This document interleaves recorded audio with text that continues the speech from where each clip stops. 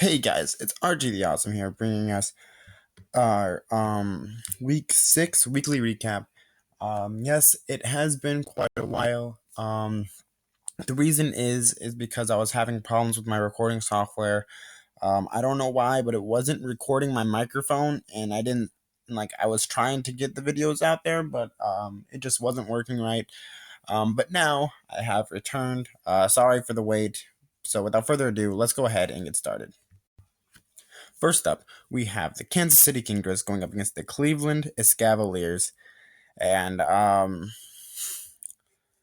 as you can see, this was just Kingdra knowing how to use Hitmonlee. Cleveland's only real answer for Hitmonlee was Mega Altaria. And then Phantom Base made a questionable play and he sacked off the Mega Altaria to the Dow Blade. And then when the Dow Blade went down, Hitmonlee just cleaned up.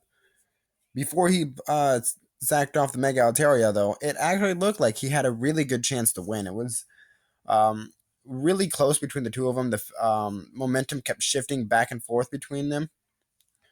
But honestly, once Mega Altaria went down, it was completely over. He went into Hitmonlee, and then just cleaned up. Luckily, Kingdra didn't miss any high jump kicks. That would have been terrible, and I would, oh man, I would, oh, just thinking about it gives me some pain, to be honest, guys. But that is a good 4-0 win for the Kingdras as they start their comeback of the season. Next up, we have the rematch of the Jersey Devils and the Chicago Sacred Fire, and we see Cloud does really, really good this match. And hold on, guys, I messed up. There we go. It wasn't a 4-0, it was a 2-0. That was my bad, guys. But this was a really, really close match. Sneasel really came in clutch, and so did Fortress. It was honestly, I feel like Stab may have played a bit too defensively but at the same time, it really worked for him for this match. But Cloud was just narrowly able to nudge ahead very slightly with Sneasel. I feel like Infernape was sacked off quicker than what it needed to be. And that Stab really, really used Salamence very well. It's very rare that you'll see a bulky defensive mince that's just fat and takes every hit. But that's what Stab brought, and for a while it was really, really working well for him. But that was honestly, in my opinion, I think that was the closest match of this week, being the 2-0 victory for the Jersey Devils, managing to go now 5-1. And speaking of rematches, the Rapidash Drapion match happened once again. And this time, it was a lot closer. The momentum was shifting back and forth for both of them.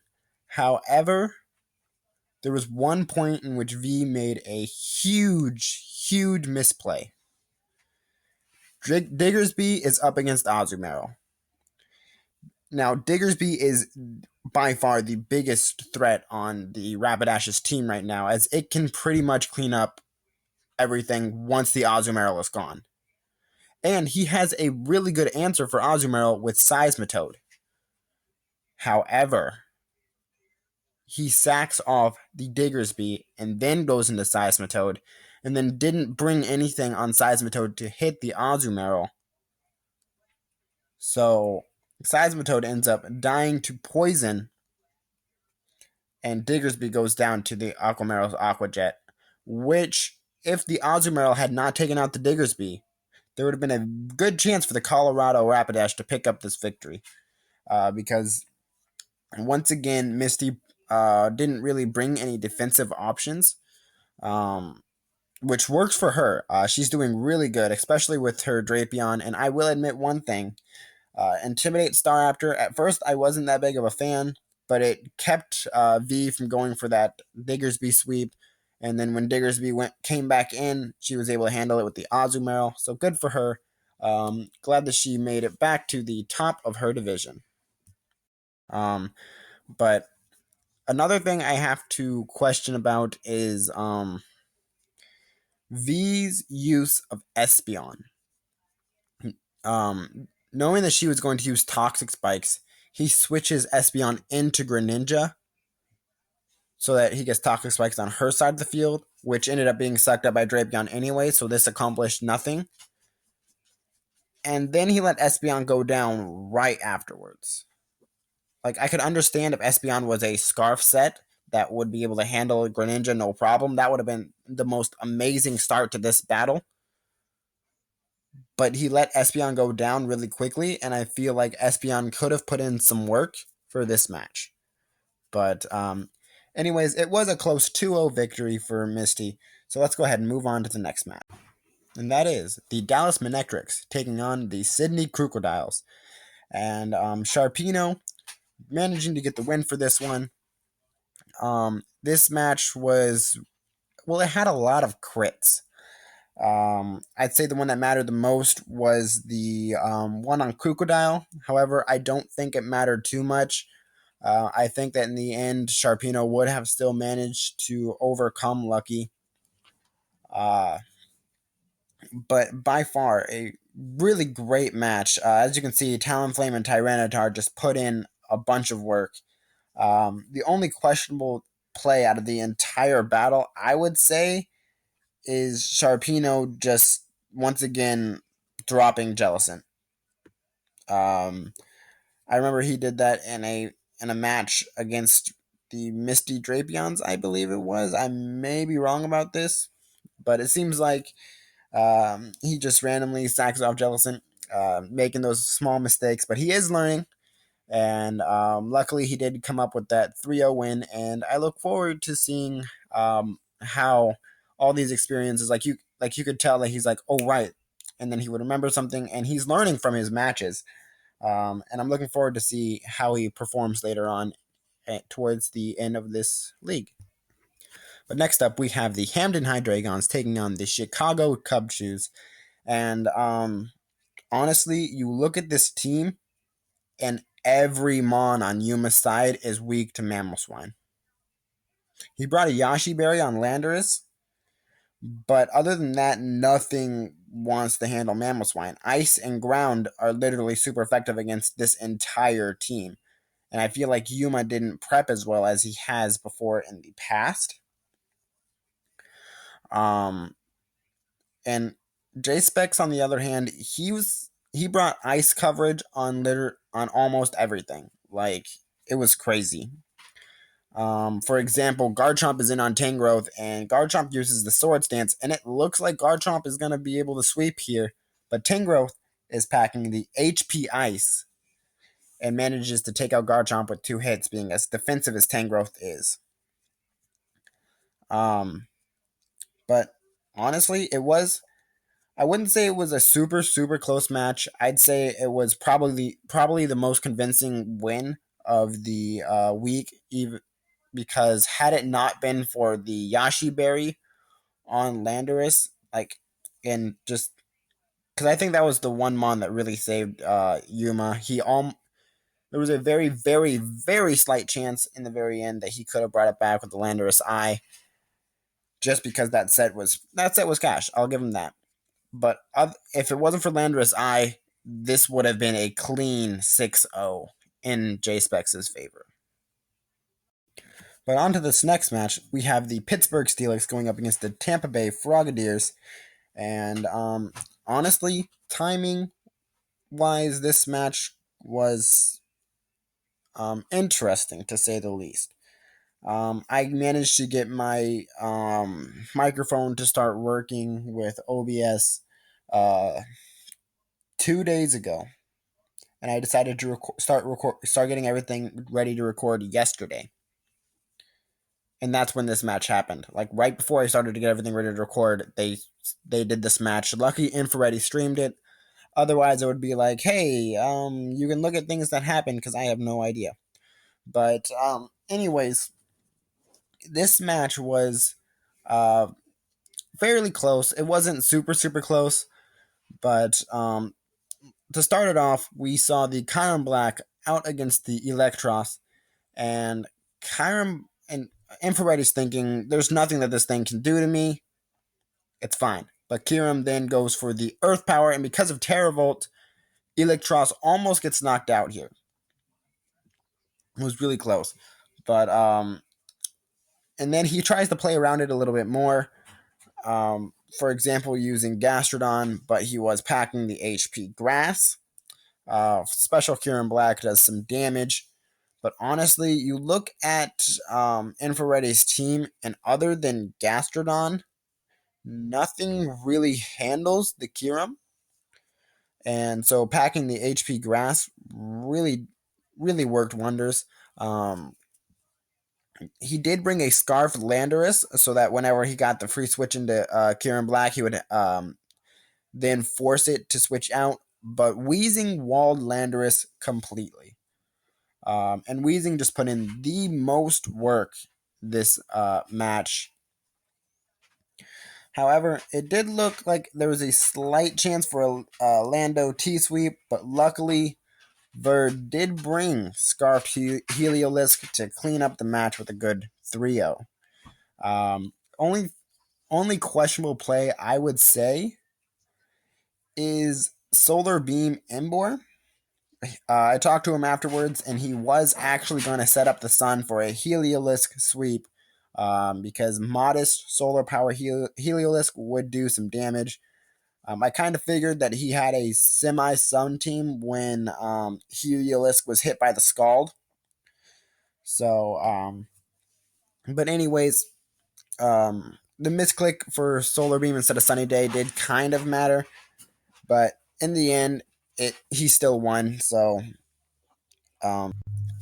let's go ahead and move on to the league leaders. Well, over these 6 weeks, the Colorado Rapidash, even though they don't have a lot of wins, are at the top of the league leaders with Weavile.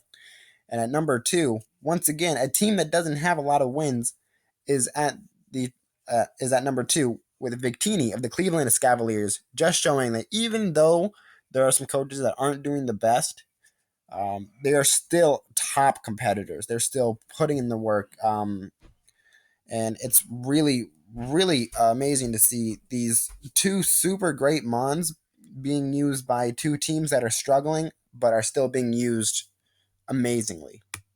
And at number 3, we have a 3-way tie between Landorus Eye of the Chicago Cubs and Talonflame and Tyranitar of the Sydney Crocodiles.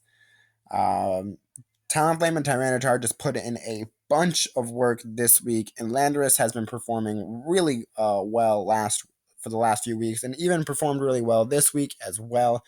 But I talked about that earlier. But at number 6, we have Mega Beedrill of the Jersey Dwebbles, who didn't even he did come this week, but he only got 1 kill. He didn't perform as well. He didn't perform a whole bunch this week as he had in previous weeks. Just showing how well the Dwebbles are playing, along with Heatran at number 7, who once again didn't even show up this week. He did nothing this week. He was, I don't know. But anyways, next people for the league leaders are, once again, from the Sydney Crocodiles, Fortress at 7-4, which is really interesting to see a defensive Mon up here in the league leaders.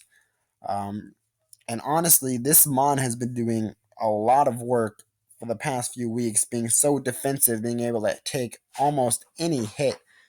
But at number 9, we have Suicune of the Dallas Manectric at 6-1. Lucky's been really using Suicune really well. And hopefully he can keep doing that. Suicune didn't come this week, which just shows how well Suicune's been being used. But for a 3-way tie, we have Drapion of the Mystic Drapions, Mega Venusaur of the Kansas City Kingdras, and Tornadus Eye of the Colorado Rapidash.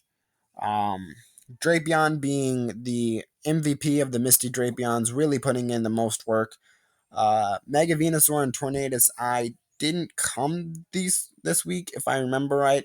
I know Mega Venusaur didn't come, but I'm pretty sure Tornado Side didn't come, which again just shows how strong these coaches are. Like, this is the Rapidash's second Mon in the league leaders, and they aren't even at the top of their division. They're not doing super well, but yet they still have these threats that they are just using really well. And it really goes to show how competitive this league is and how close it is. Um, Unfortunately, though, for each match, there has to be a winner and there has to be a loser. And so some teams aren't doing as well, but let's go ahead and see how things are going. For the Magma Conference in the Red Division, the Chicago Cub Shoes, even though they lost this week, are still at the top with 3 wins and 3 losses, with a -2 differential. And beginning his climb, we have Kingdra plays games of the Kansas City Kingdras, with 2 wins, 4 losses, and a -3 differential. And struggling to get back, we have the Cleveland Cavaliers with 2 wins, 4 losses, and a -9 differential.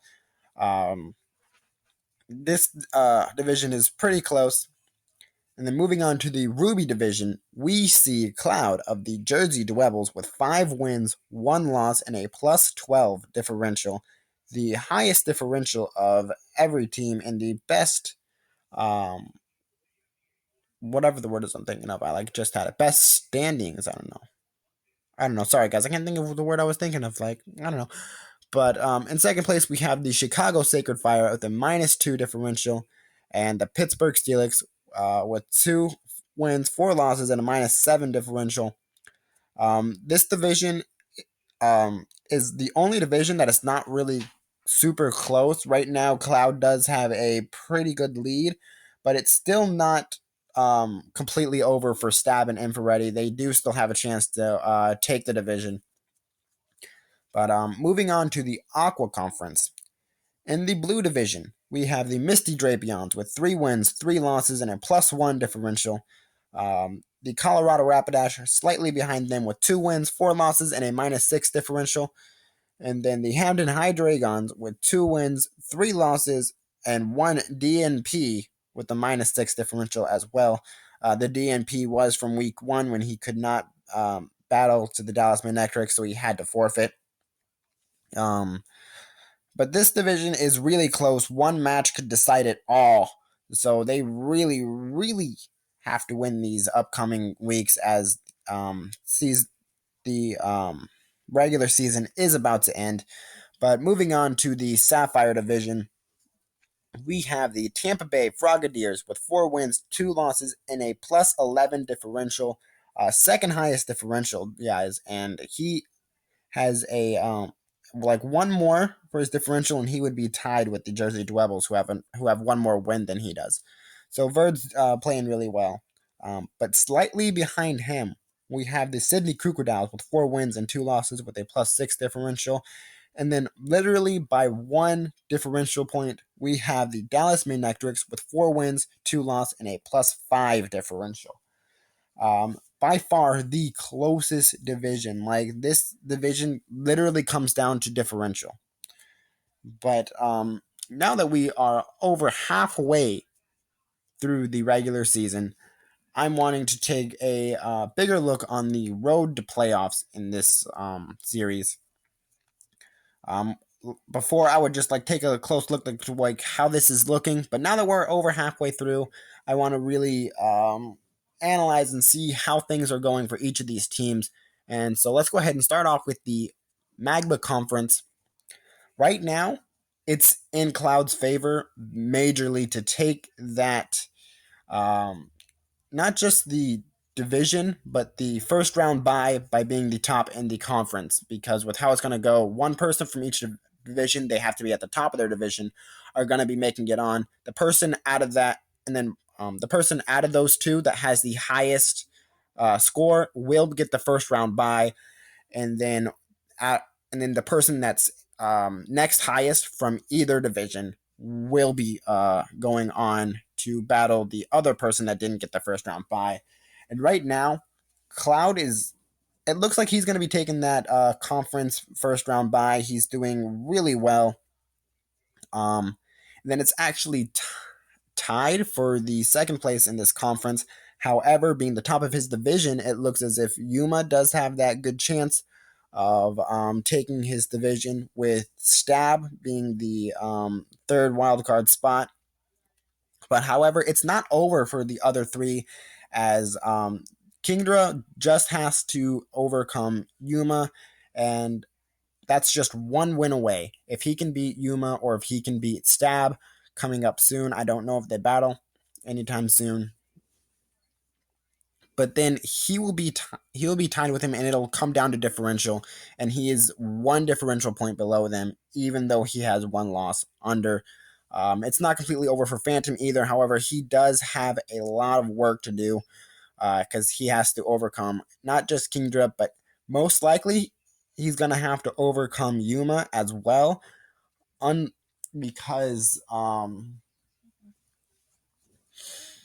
he's there's not a really big chance for him to overcome everyone other than Cloud if he wants that division spot. Um, because honestly, I don't see Kingdra, I don't see Phantom, and I don't see Infrared overcoming Cloud because they right now are 3 matches below him with wins. So Phantom is going to have to overcome literally everybody if he wants to take his division or the other playoff spot. But honestly, I think the person that has to put in the most work right now for this conference is Infrared of the Pittsburgh Steelix. As I said, I don't see him overcoming Cloud, with Cloud's lead being so far ahead. So the only way for him to make it on is um, he has to beat Stab. He has to overcome Stab to take that wild card spot, and he has to overcome the other two from the red division. And the Matt the what are the words I'm trying to come out with? That means that he's got to work extra hard to overcome things. Stab and Yuma right now are at a really good position, especially Yuma, because he just has to stay ahead of those two people to take over the division. Um,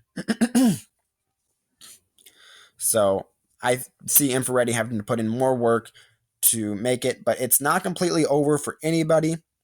Um, However, I will say I I can pretty much guarantee Cloud making it to playoffs because he's so far ahead. The only way that he's not going to make playoffs is if he doesn't win a single match from here on. So hopefully that doesn't happen to Cloud, but let's go ahead and move on to the Aqua Conference, in which this conference is super, super, super close. Right now, Verd is in the lead to take that free round bye, but one match could change this completely.